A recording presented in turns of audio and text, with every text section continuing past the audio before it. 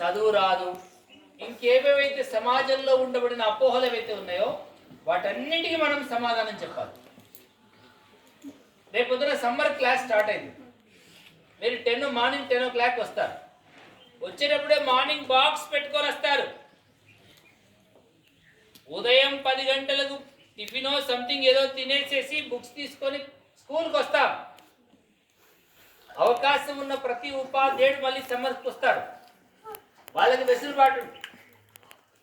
Head master గారు alternative day వీలైతే daily వస్తారు. మన విద్యా వాలంటీర్లు 2-3 ఇక్కడ ఉంటారు. మార్నింగ్ వచ్చేటప్పుడు టిఫిన్ తీసుకొని వస్తాం, మధ్యాహ్నం భోజనం ఇక్కడే చేస్తాం, సాయంత్రం 4 గంటల వరకు ఉంటాం. ఆ మొత్తం టాపిక్లో మొత్తం పీరియడ్లో ఏ టాపిక్స్ తీసుకోవాలి, ఎవరెవరు తీసుకోవాలి, ఏమేమి నేర్చుకోవాలనే విషయం మీద హెడ్ మాస్టర్ గారు మీకు మార్గదర్శనం చేస్తారు.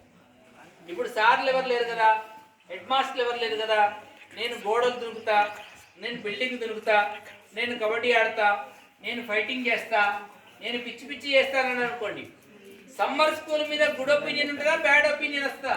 Bad opinion. అది అందరికి వస్తుందా, వాళ్ళిద్దరికే వస్తుందా? అందరికి వస్తుంది, బడికి వస్తుంది.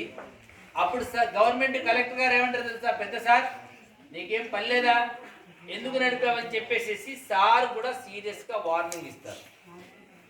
అట్లాంటి అపవాదు తీసుకొద్దామా, అభినందించేటువంటి స్థితిలో తీసుకెళ్దామా? వెరీ గుడ్, అభినందించే స్థాయికి తీసుకెళ్దాం. సో సమ్మర్ స్కూల్ని చాలా విజయవంతం చేద్దాం. మనం చేయాల్సినటువంటి ఫస్ట్ టార్గెట్ 20 మంది పేర్లు రాయడం, తరగతుల వారీగా రాయడం. అర్థమవుతుందా? వాళ్ళ ఫోన్ నెంబర్ సేకరించడం, వాళ్ళు ఏ బడిలో చదువుతున్నారనే విషయాన్ని సేకరించడం.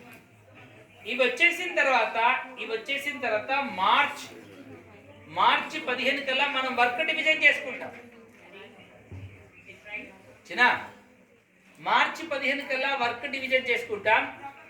మన పరీక్షల నాటికే వాళ్ళందరినీ కలిసే ప్రయత్నం చేస్తాం. మీకు మళ్ళీ ఒక మాట చెప్తున్నాను, మనందరం విద్యాదాతలను కలిసి నమస్కరిద్దామా?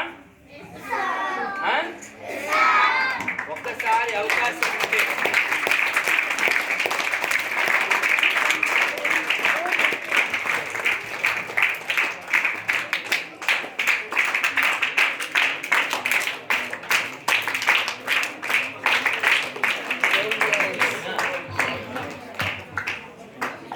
నానా, మన ఇంట్లో ఏదైనా పని అవుతుంది, ఒక గంట సేపు రండి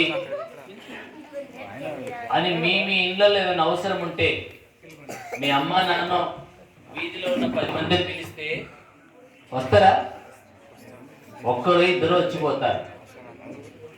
మన బడి మనందరి కోసము